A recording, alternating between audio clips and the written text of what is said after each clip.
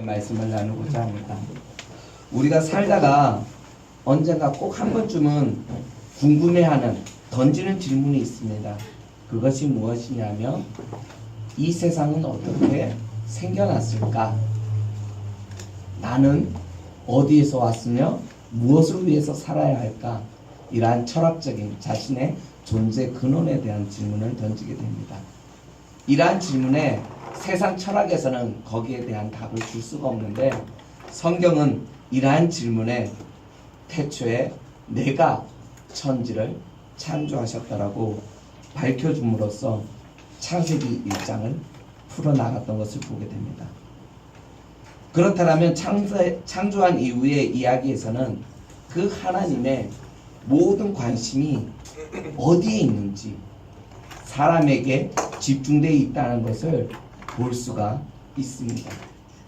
그래서 창세기 1장은 이 세상을 어떻게 만들었냐보다 누가 이 세상을 창조하였는지 그 하나님 앞에 그 포커스 중심점이 가 있다 그러면 2장에는 그 하나님이 무엇에 관심을 두고 있는지 알려주는 부분이 창세기 2장 우리가 읽었던 부분입니다. 최근에 저희 아들이 치킨을 먹으면서 던졌던 질문입니다. 치킨을 딱 듣고 와 맛있겠다고 딱 듣는데 근데 아빠 진짜 궁금한 게 있는데 진짜 궁금한데요.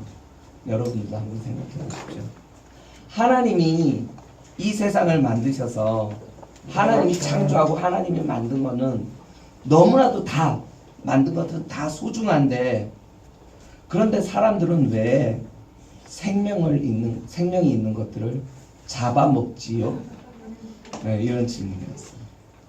즉 질문의 요지는 존귀한 생명이 있는 이 치킨 우리 때문에 죽은 거잖아요. 그래서 이것을 잡아먹어도 죄가 되는지 하나님한테 혼나지 않는지 이것이 궁금하다라는 거예요. 그리고 좀 불쌍하다라는 거예요. 우리 막내 아들도 어시장 가면 4살 때인가 3살 때 던졌던 질문. 아빠 이게 뭐야? 물고기야? 뭐야? 다 죽었네? 불쌍하다. 그런데 불쌍하다 막 이랬는데 집에 와서는 그거 맛있게 먹고 이런 질문을 던졌던 것을 보게 됩니다. 어떠세요? 하나님이 만드신 생명 치킨, 닭 먹어도 될까요? 왜 그렇게 대답해요? 이거는 성경적인 여러분에게 답이 아니라 여러분은 이러한 질문 아이들이 분명히 던지거든요.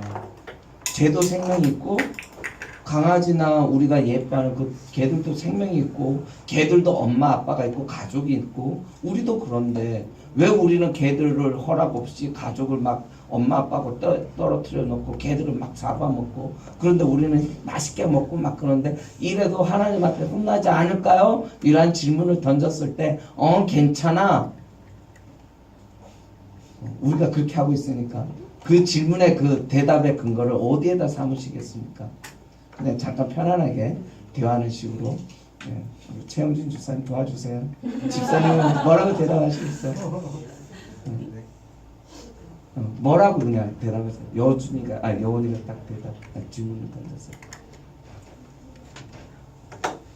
그냥 창세기 말씀에 그 하나님이 창조하신 것들을 잘 다스리고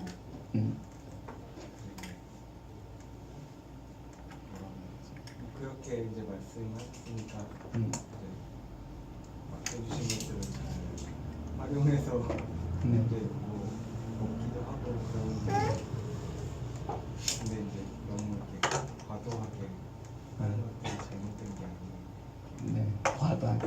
네, 감사합니다. 동물의 왕국의 생존 법칙을 알려주셨습니다. 그래서 동물들도 잡아먹죠. 어떻게? 배가 고픈 자기가 그 배고픔만 허기진 것만 채울 만큼만 딱 잡아먹죠. 네, 그걸 잘 관리하라 그런 의미로 말씀해 주셨습니다. 우리 경미 선생님, 네, 뭐라고 아이들이 많이 가르치니까 뭐라고 이야기해 주시겠어요?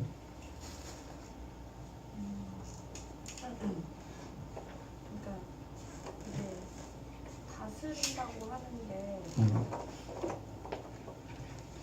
위와 아래의 그런 관계가 아니라 음.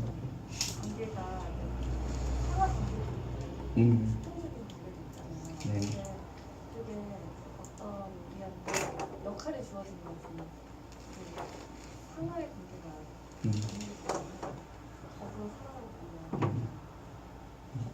규칙을 만드는 네. 잡아먹어도 되는 거지? 그래서 자기가 그러니까 원주 집사님 말씀대로 자기가 가진 그 필요한 것 이상의 것이 아니고 필요한 만큼은 우리가 취하고 이 세상을 활용할 수 있다. 왜냐면 우리도 그러니까 생존을 위해서 빠지는 그렇지만 그에 의해 사치스러운 안 된다고는 했었고. 네, 그렇죠. 네, 감사합니다. 네, 편안하게. 이런 질문들은 실상 우리가 한 번쯤은 생각해보고 던지는 질문이고, 이 질문으로 이렇게 좀 편협한 질문이긴 하지만 유럽 사람들이 저희들에게 던지는 질문이에요. 너희도 왜 개고기 먹니? 이런 거거든요. 다 이런 것에서 관련돼 있습니다. 근데 편협하다고 말한 거는 그 사람들은 돼지고기나 소고기는 먹으면서 개고기 갖고만 그러거든요. 네.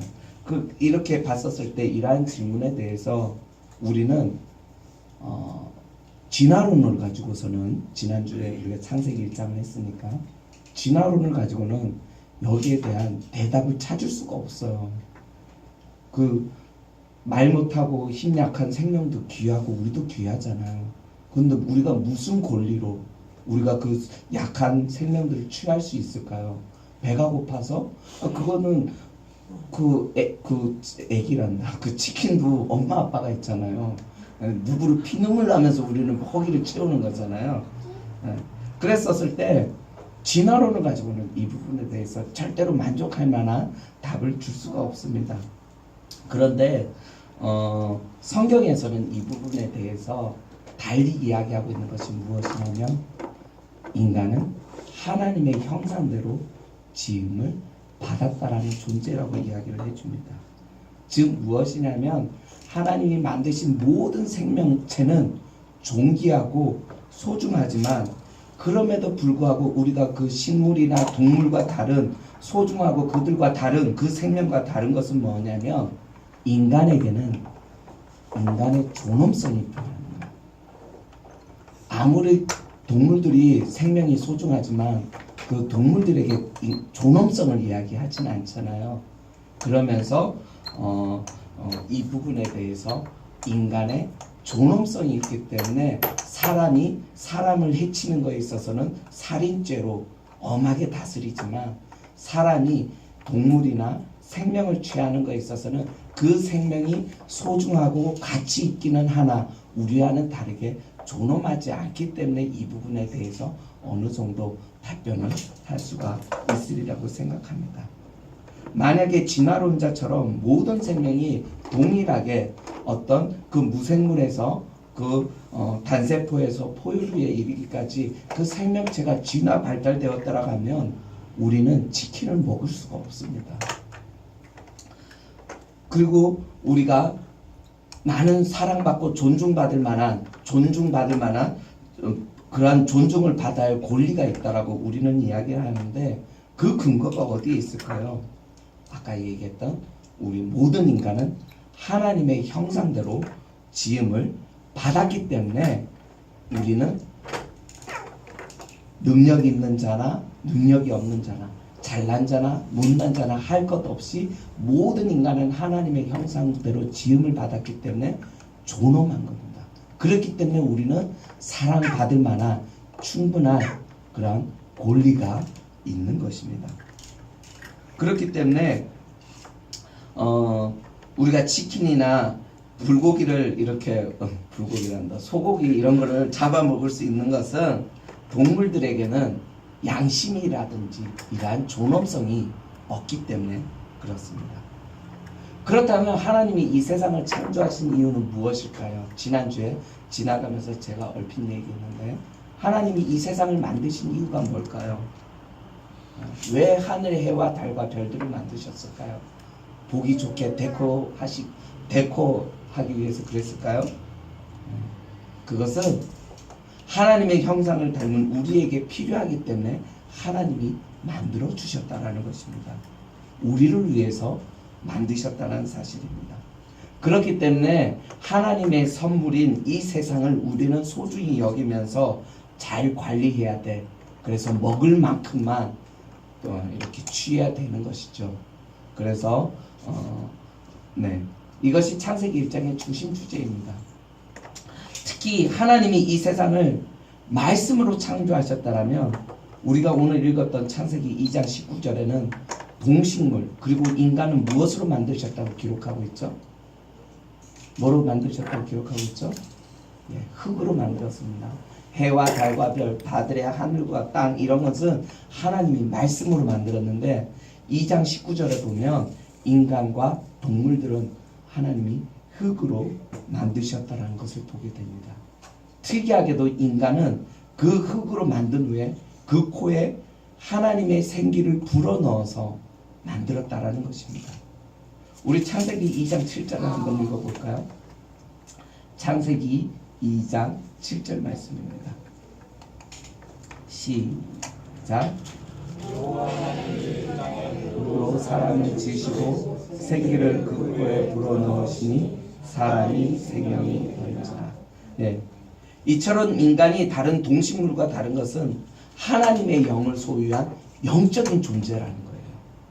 그리고 하나님이 흙으로 지으셨던 각종 동물들을 아담이 이름을 지어줬다라고 이야기를 합니다. 만약에 이 세상이 진화되었더라면 동물들의 이름은 아직 다 지을 수가 없는 거죠.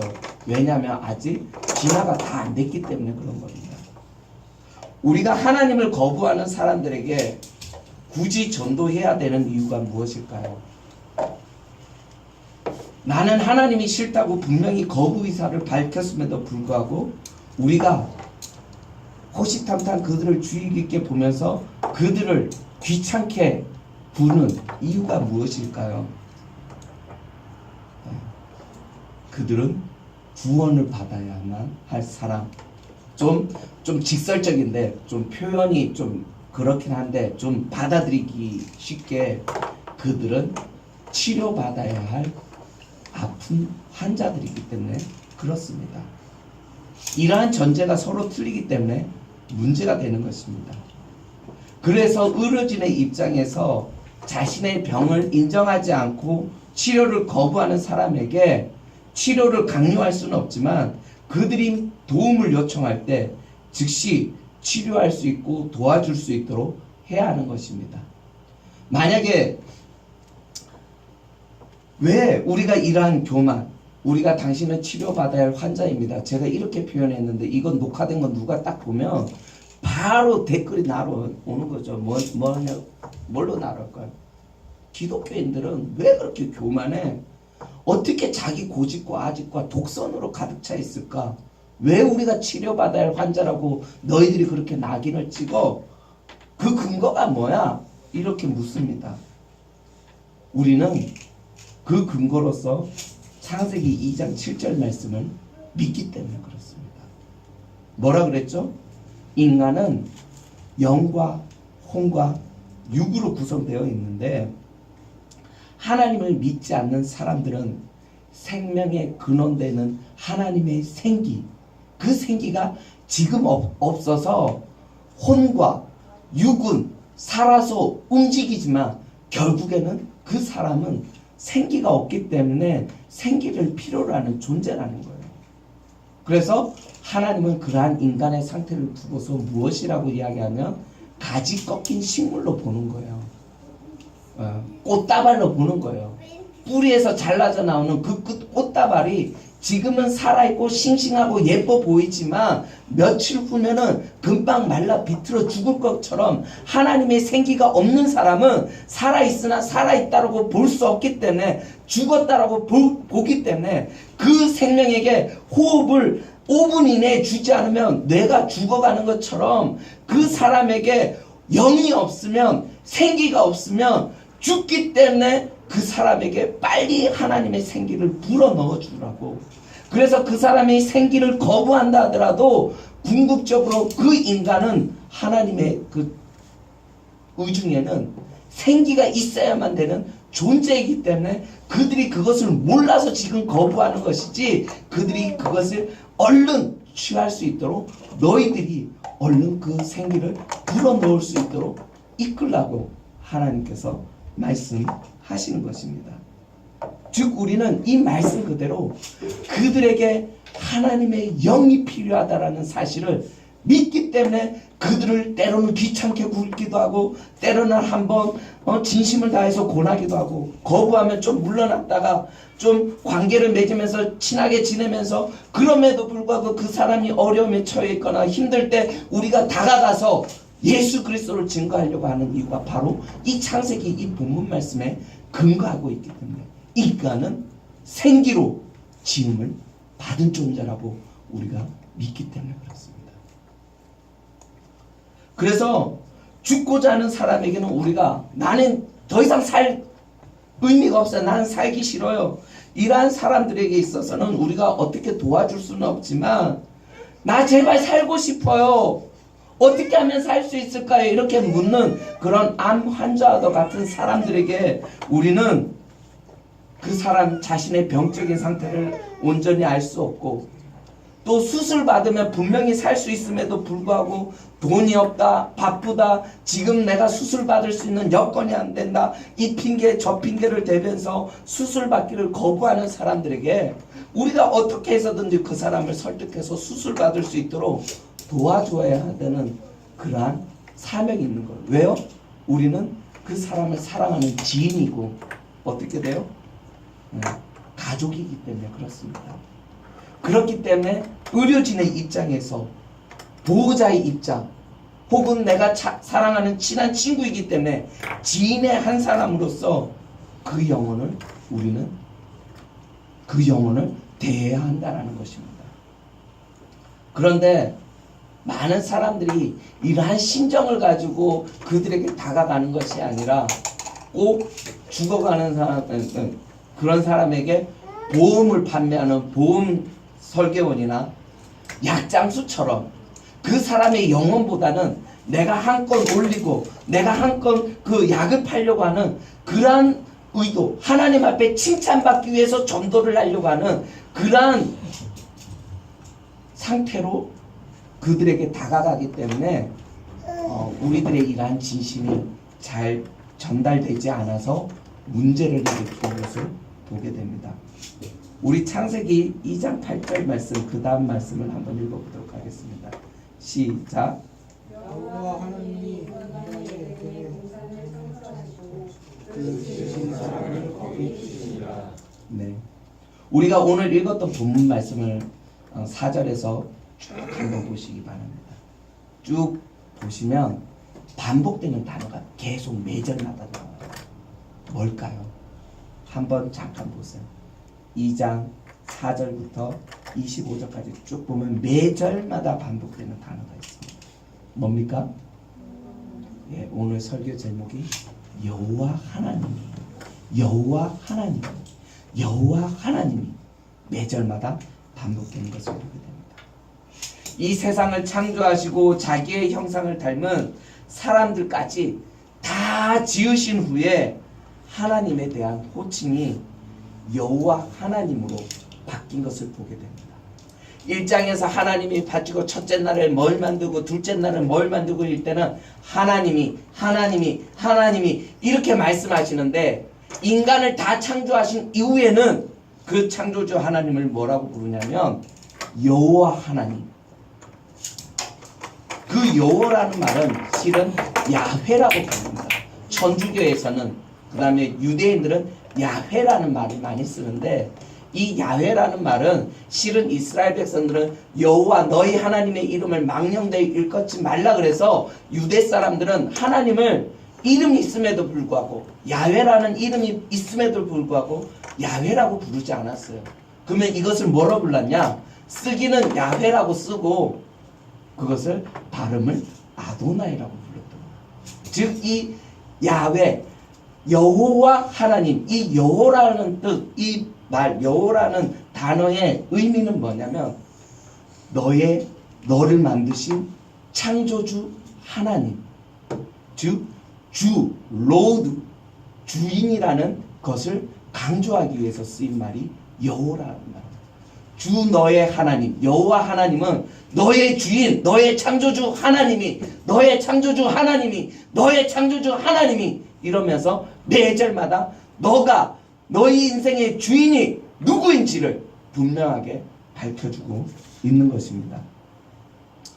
이 세상의 주인 대신 창조주 하나님이 자신의 형상대로 지음받은 인간, 우리와 함께 지내고 싶어서 이 세상을 선물로 우리에게 만들어서 이 세상을 만들어서 우리에게 선물로 주시고 또 에덴 동산을 준비해 주었습니다.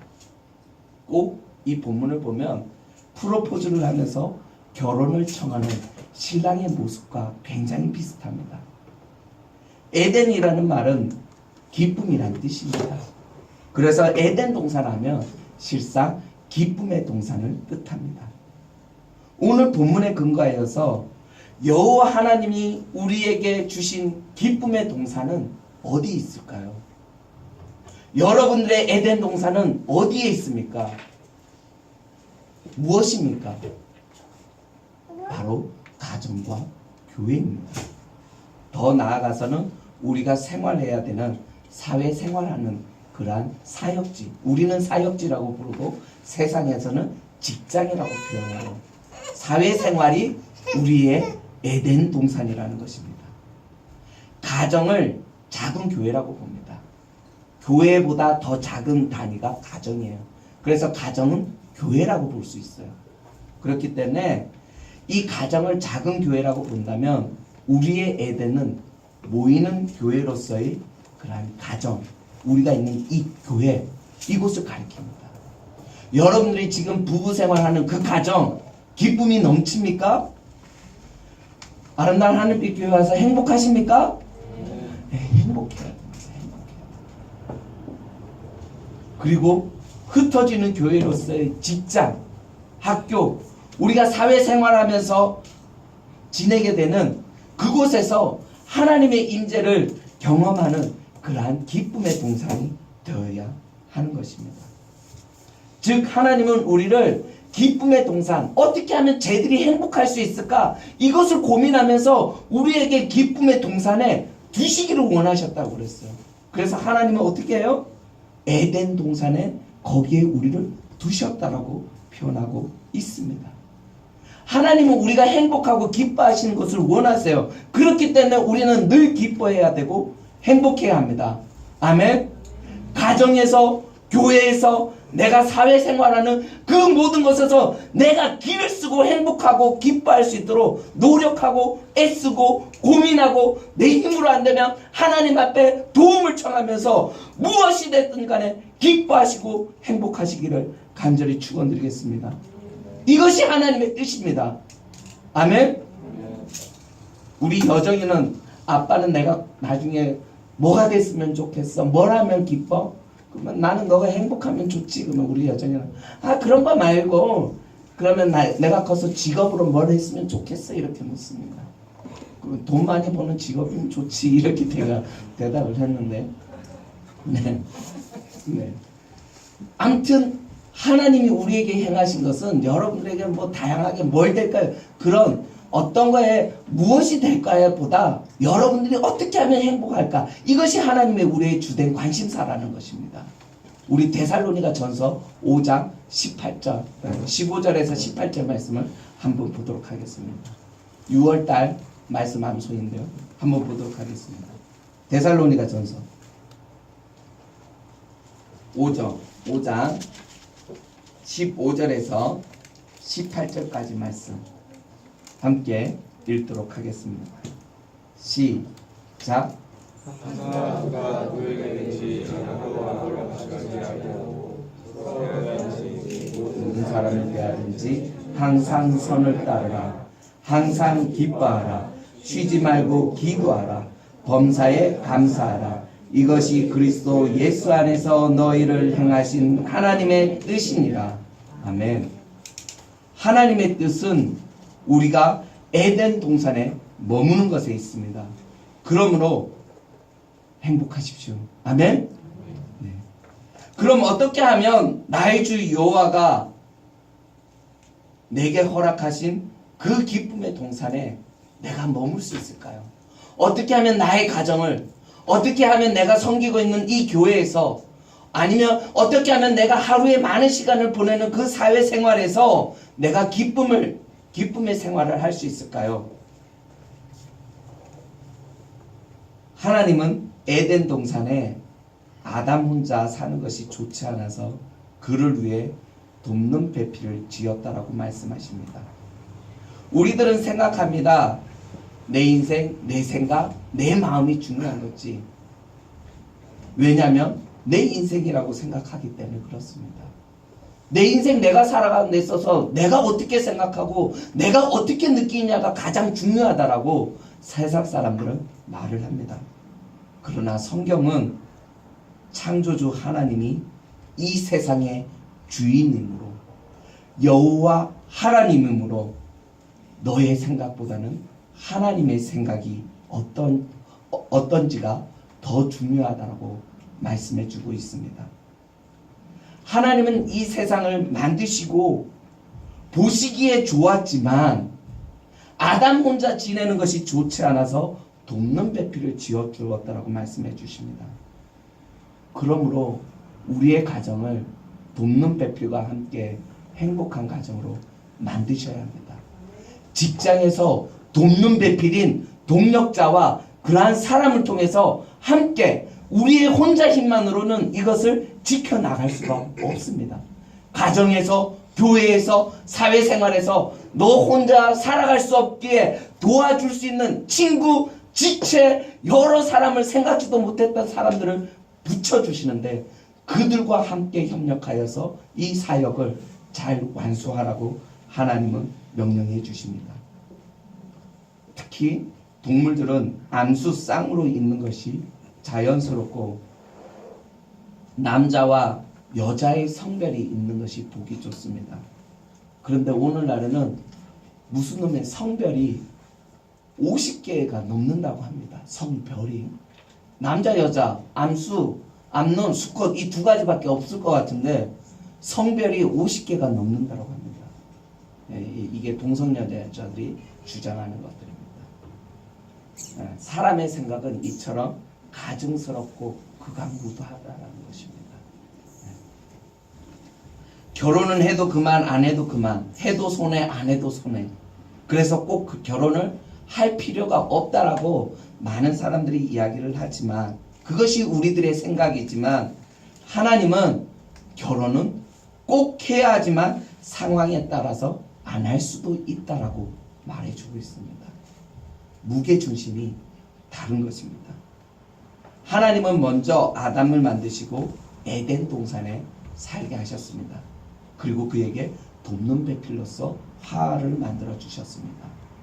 사람은 이 세상을 어떤 능력자라도, 잘난 인간도 자기 혼자 살아갈 수가 없습니다. 인간 혼자서는 온전한 집을 완성할 수 없는 미생에 불과합니다. 우리의 존재는 미생입니다. 아멘. 바둑 아시죠? 드라마 보셨을 거예요. 완벽하지 않는 집. 미생이 그러한 완벽하지 않는 사람이 남는 방법이 무엇입니까? 혼자 잘났다고 유아독존으로 살아갈 것이 아니라 서로 도움을 주고 또 때로는 도움을 받을 줄도 알고. 그래서 실은 제가 청년 때에는 도움받는 것을 참 싫어했어요. 이게 겸손의 미덕이라고 생각했는데 겸손의 미덕은 맞습니다. 배려의 마음이고.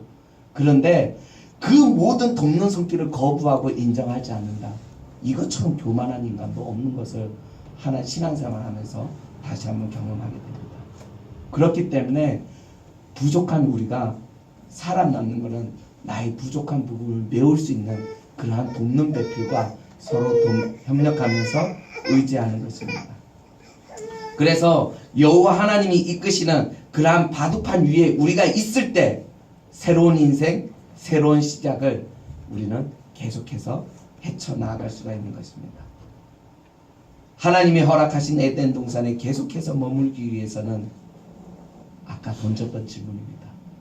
결론적으로 우리가 그 에덴 동산에 계속 머물기 위해서는 첫 번째로 내 삶의 주인 되신 하나님의 허락하심, 즉 하나님의 다스림, 통치를 받아야 하는 것이고, 두 번째로는 하나님이 준비해 주신 돕는 배필과 함께 이 일들을 이루어갈 때 우리는 에덴 동산에 머물 수가 있는 것입니다. 그러므로 창세기 3장 24절에 이러한 것들을 의지하지 않고, 하나님의 다스림을 의지하지 않고 인정하지 않고 자기 스스로 이것들을 완성해 나가려고 애썼던 그 사람들이 어떻게 됩니까? 창세기 3장 24절, 우리가 다음 주 읽을 말씀인데, 그때 그들은 에덴 동산에서 쫓겨나는 것을 보게 됩니다. 그러므로 나의 동산에 하나님, 나, 돕는 배필 혹은 돕는 지체가 삼겹줄로 뭉쳐 있을 때 우리는 기쁨의 동산 가운데 머물게 됩니다. 이해하셨나요? 어떻게 하면 내 삶의 자리에서 기쁨이 넘치게 할 수 있을까요? 거기에 하나님이 있는가? 내가 건강하게 내가 이것을 사모하면서 내가 있는가? 그리고 사랑하는 돕는 배필이 그곳에 함께하고 있는가? 이 세 인격체가 함께 어우러져서 삼겹줄로 똘똘 뭉쳐 있을 때 우리들의 에덴 동산을 지켜나갈 수가 있는 것입니다. 그런데 사단은 우리가 기쁨의 동산에서 행복하게 사는 것을 보지 못합니다. 아주 경멸합니다. 저것들은 저걸 받을 자격이 없음에도 불구하고 어떻게 저 인간들이 저기에 가 있지? 너무나도 싫어하고 혐오합니다.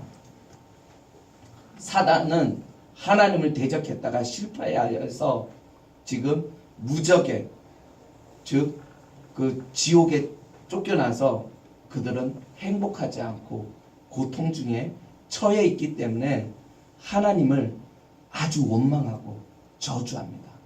나를 이렇게 만든 저 하나님, 저 존재, 내가 어떻게 해서든 복수하고 말 거야. 그런데 그 하나님이 자기보다 힘이 세잖아요. 어떻게 하면 하나님을 보복할 수 있을까? 그것을 궁리하고 생각하다가 그것만을 생각하는 아주 무서운 놈입니다. 그래서 사단은 하나님을 직접적으로 상대해서 이길 수 없다는 것을 알 수 있기 때문에 그가 취한 방법은 하나님이 전적으로 편애하시면서 사랑하는 우리들을 괴롭힘으로써 하나님께 보복을 합니다.